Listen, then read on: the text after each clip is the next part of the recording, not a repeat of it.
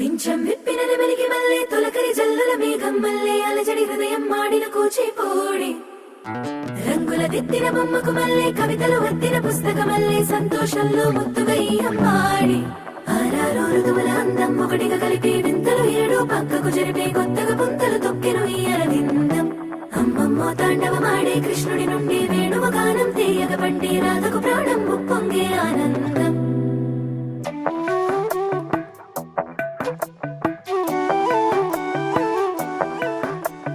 మధురము కదా ప్రతొక నడక నీతో కలిసేలా తరగని కథ మనదే కనుక మనసు మురిసినిలా ఉసురేమో